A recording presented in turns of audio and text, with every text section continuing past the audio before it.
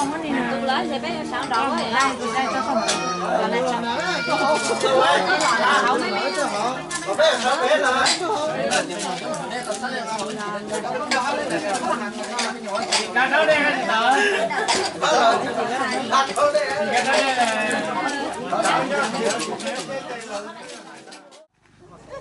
Điện trường.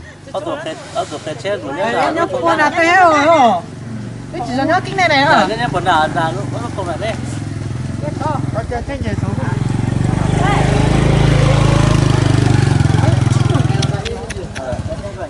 Thì to xía thì tiêu. Thì to xía thì tiêu.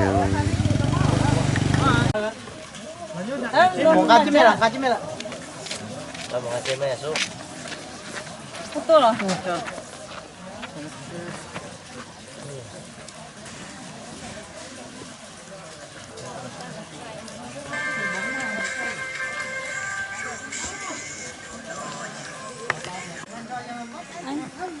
Một ngày đâu, chưa tới.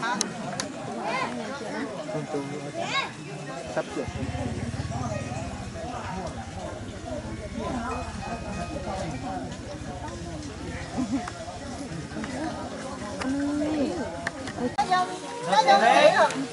Tôi xứ nữa. Tôi mà. Tám con cái nó có tiền đấy hả? Dò tiền luôn. Tôi mà chỗ sao mà.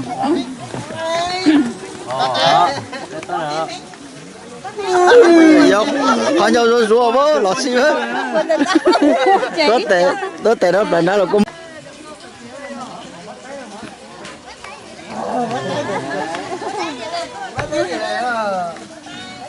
Đấy, được lịch sự quá luôn. Đó, quá. Rồi, ok.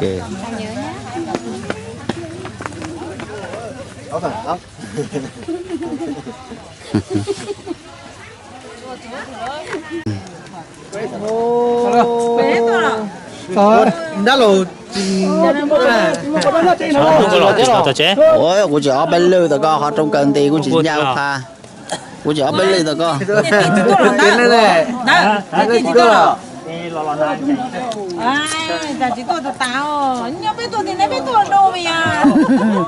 Tôi là cho ấu chỉ tao thôi luôn.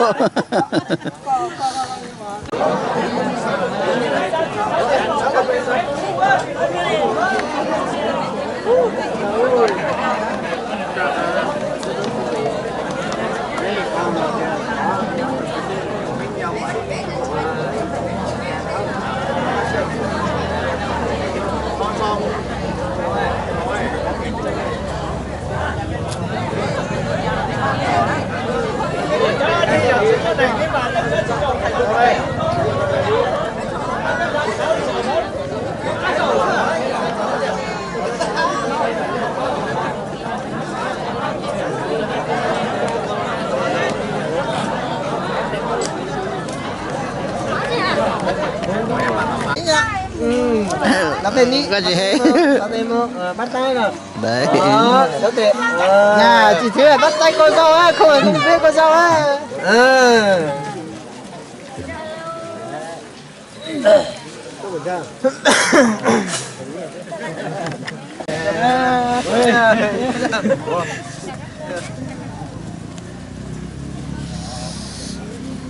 Rồi tiền là một nửa là thành chế là mua công tua là tụi dù có mua công này. Mua công on nữa mà. Cái này là thế này. Mua công on vào trong này. Giờ này là giàu có cho mày giàu mà thế đó. Rồi sau tôi chỉ mua mây dầu ấy hả? Rồi ơi. Gì đó. Có sao thì chỉ có mà ôm.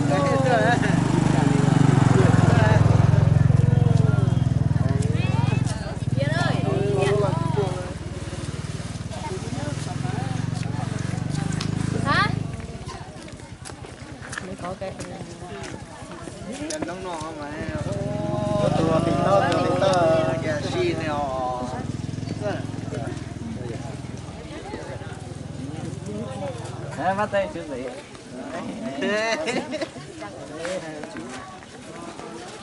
Có đâu. Không được đá này á.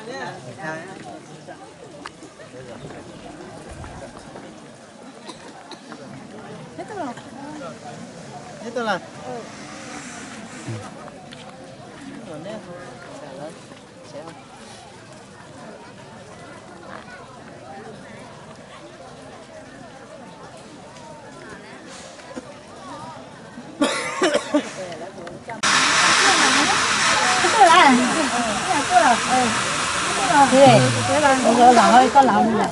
Nó to tuổi là. Tua luôn.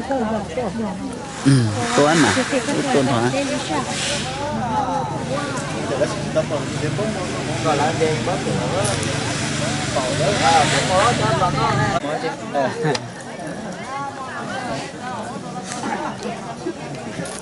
Có là bé to này. Tôi chỉ bắt thôi nhé. À, giống như trắng mà. Là nhẹ thả lỗ to to. Đó là ra à? Tôi là em muốn chín chỉ cá thì lớn. Đó là cái tên này. Tôm mà.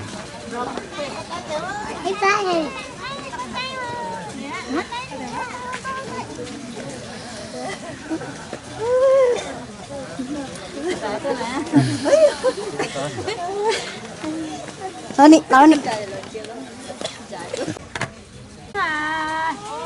Đó, quá ok luôn. Đấy, đúng rồi. Đấy, thấy chưa? Đó. Thấu plao luôn. Có cho bùa ta. Tôm mà.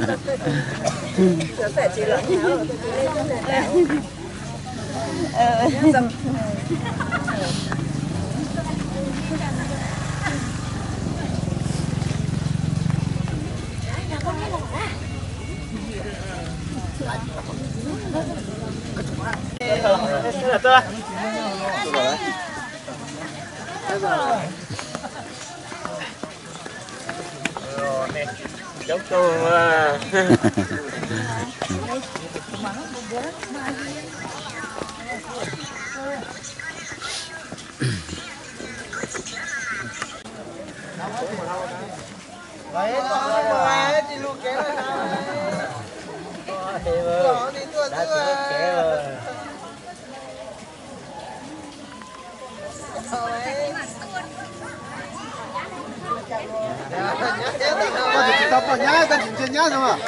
Tí cành nào vợ tí. Cành nào vợ. Bao giờ chỉ chờ dùng em mua đến thành công. Đúng rồi. Tí ý rồi xem. Hello. Xuống ngồi dưới kia nhé. Nó đưa tay là ai rồi. Anh về đến đây em vừa đi nhưng mà Tốt tới đi. Thế cũng lấy cái công tắc trong cái nhà đó. Hay là mở cửa chưa? Khóa lại.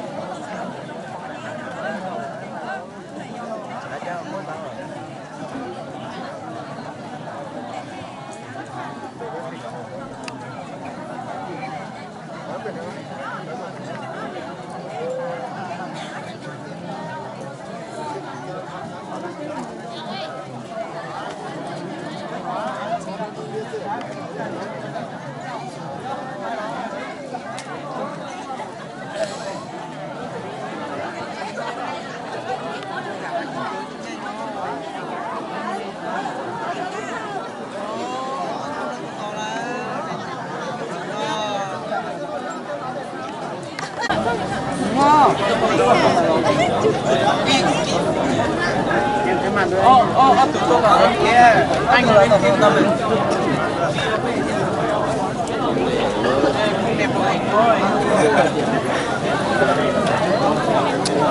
Hết rồi mình.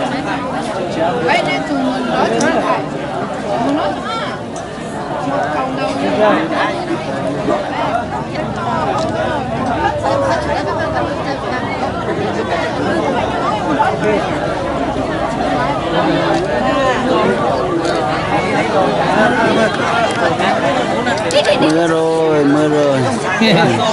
Nào thế luôn gì?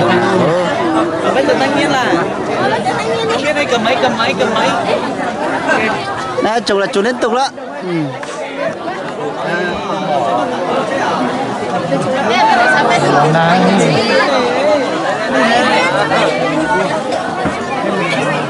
Với chụp. Cái này. Thế rồi. Đang ngồi. Nhưng mỗi anh xuống đấy. Muốn nói này luôn.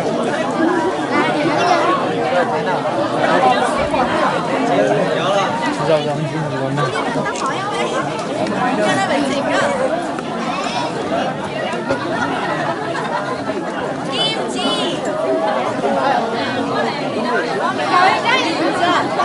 Ủa có một tòa này to tôi chưa? Hả? To tôi chưa? To nào là? Dùng ôn nhá nào vô? To ôn nhá thì Vui này. giới thiệu luôn đi. Đây lên non nào vô? Anh trai. Giới thiệu luôn đi, đây là đúng rồi. Đúng rồi, giới thiệu. Đúng rồi, đấy.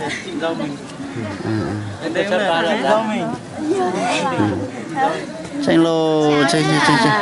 Đây là chú. Đây là chú à? Bạn của Tuấn ở đâu đấy? Em ở đâu đấy? Em ở Sơn La. Ê, anh này trước ở chỗ chị ấy chị. À thế à? Chị không biết đâu. Đấy được. À quên. Sẽ thấy từ đó sẽ nào được không? Đúng rồi, chụp tấm ảnh đi. Đây nè, rồi.